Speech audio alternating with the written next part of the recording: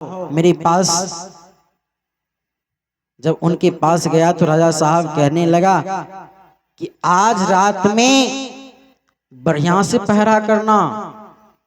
मैंने सुना है कि रात में बहुत चोर भी आने वाला है, बहुत चोर भी आने वाला, इसलिए अच्छा से ड्यूटी करना।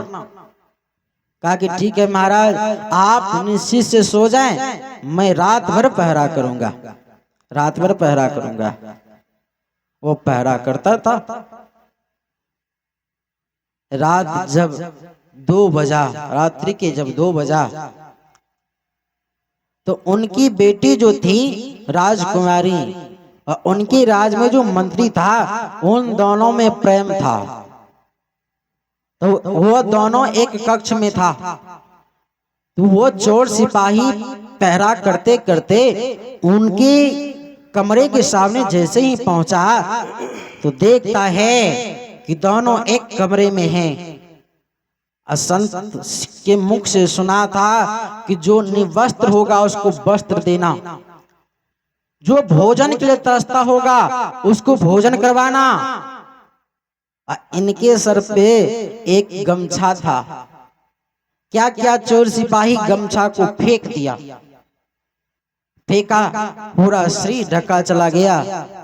सुबह हुआ, अब लड़की सोची कि रात में तो चोर सिपाही ने देख लिया, उनका ही गमछा है, एक काम करती हूँ, मैं इनको ही फंसा देती। पिताजी के पास जाकर के रोने लगी, पिताश्री पिताश्री। राजा साहब कहने लगा बोलो क्या हुआ बेटी? कहा कि पिताश्री वो सिपाही जो है ना, वो चोर सिपाही जो है ना, सच में चोर है, वह अच्छे नहीं है। क्या हुआ? पिताश्री रात मेरे कमरे में वो आया था, जरा देखिए गमछा उनका रह गया था, साबुत भी है। अब राजा साहब तो गुस्सा के मारे बेहोश हो गया। कहा कि ना, इसको मृत्यु दंड देना चाहिए, मृत्यु दंड देना चाहिए। 2 व्यक्ति को बुलाया, कहा कि ये मंदिर से, भगवान से बहुत प्रेम रखता है, एक काम कीजिए आप लोग मंदिर में चले जाएं और गेट पर दोनों व्यक्ति पहरा करना। अब मैं इधर से इसको भेजूंगा और जैसे ही यहां से ये जाएगा तो तुम लोग क्या करना, इसके सर को उड़ा देना। ये व्यक्ति रहने लायक नहीं, रहने लायक नहीं। 2 व्यक्ति को बुलाया, दोनों व्यक्ति उधर पहरा कर आए मंदिर में। अब आए तब आए, अब आए तब आए। राजा साहब कहने लगा कि अब आज पूजा करने के लिए तुम ही चले जाओ। वो पूजा करने के लिए भेजे। तब तक मैं रास्ते में एक जगह पर सत्संग हो रहा था, देखा कि सत्संग हो रहा, बड़ी रुचि से सुनने लगा।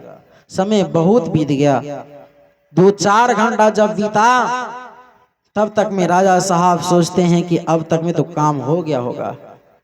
मंत्री से कहा कि एक काम करें, आप ही जाकर के देखें कि उनका मृत्यु हुआ कि नहीं हुआ। मंत्री जैसे ही गया तो उधर से खड़ा था, जैसे ही गेट से पार होने लगा तो उनका ही सर को उड़ा दिया। इसलिए जो सत्य के पथ पर होते हैं, दुख थोड़ा देर के लिए आएगा, थोड़ा उनको झुकाएगा, थोड़ा दिन के लिए परेशान करेगा, लेकिन एक ना एक दिन सत्य का ही विजय होगा। इसलिए सज्जनों, सत्य के पथ पर रहना चाहिए। हर व्यक्ति को सत्य के पथ पर रहना चाहिए। सत्य आदमी की हर समय विजय करवाता है। तो हम लोगों को यही पथ पर जब रहेंगे, ध्यान भजन करते रहेंगे, ध्यान सब कालों से दूर करवाते, ध्यान सारे कालों से दूर करवाते हैं। तो हम लोग ध्यान करेंगे तो हम लोगों का दर्शन होगा। तो यही संक्षेप में कहा।